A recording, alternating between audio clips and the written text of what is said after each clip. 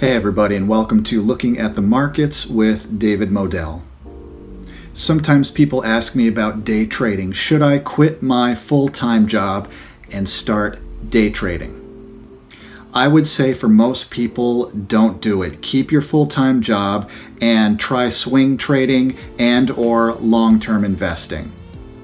I'm not saying that you cannot succeed as a day trader, and I'm not saying that if the market offers you a day trade that you shouldn't take it.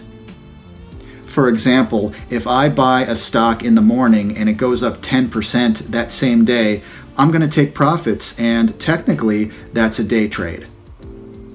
However, most of my trades are swing trades or long-term buy and hold trades.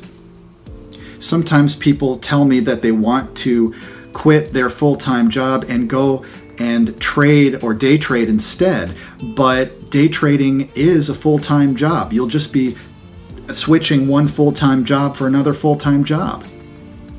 Think about it. In order to day trade, you're going to have to stare at that screen for 6.5, 8, 10, 12 hours a day. And if you have kids, if you have college, if you have work to do, that's not really feasible. So therefore, day trading is not for most people. Also, I have a tendency to believe in the randomness of the short-term moves of the markets. I believe that in the very short term, in the next minute or 5 minutes or hour, you really can't predict very easily, if at all, where a price of an asset is going to go. On the other hand, the longer you buy and hold your position, the more it becomes predictable to a certain extent, because most assets, most really good companies, have a tendency to go up over time. And so if you just hold on to them, and if they're a really good company, you might use a stop loss, and that's fine. But if you don't, really, really great companies have a tendency to go up if you wait long enough.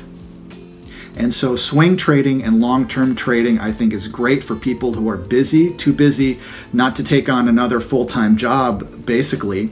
And it gives you the freedom to do other things. And also you don't have to worry about the short-term randomness of price movements, because when you're buying great companies and great commodities and things like that, you can at least have the assurance that they'll probably, not always, but probably go back up over time.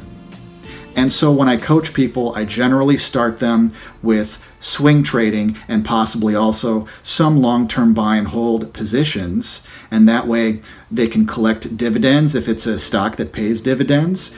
And then we discuss whether you're going to use a stop loss or not. It depends on your time frame, your risk tolerance, account size, all that good stuff.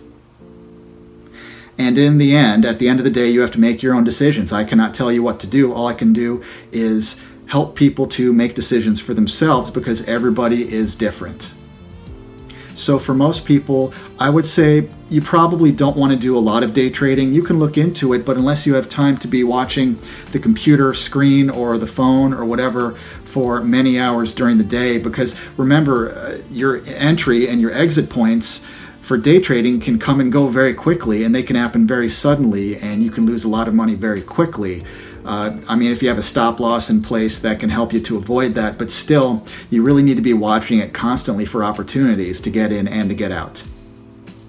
And so therefore, day trading, I think, is not for most people, all right? It can be profitable. It can be very profitable, and I help people with that as well. If you want to learn how to do that, I can help you with that.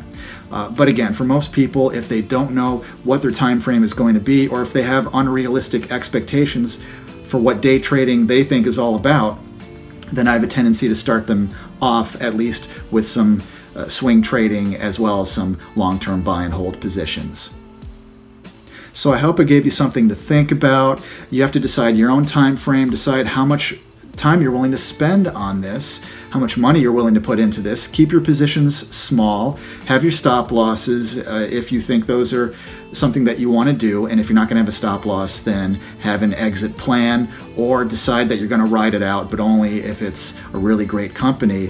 Things like that. These are things that I help people to make decisions with based on every individual's particular situation. So if I gave you something to think about, if I helped you to clarify in your mind where you want to go with your trading or investing, please give this a thumbs up, okay, on YouTube, and leave a comment. What do you think? Are you into day trading, swing trading, long-term buy and hold, or a combination of all those? Because that's what I tend to do. I tend to do whatever I feel is the best setup at any given time. And also, please subscribe to my YouTube channel if you haven't done that already, and hit that notification bell so you can get updates whenever I put out a new video. And if you want more help from me, I'll go ahead and put my email address for coaching on Skype or on phone. It's davidmodell@gmail.com. Thanks a lot. I appreciate it. I'll talk to you again soon.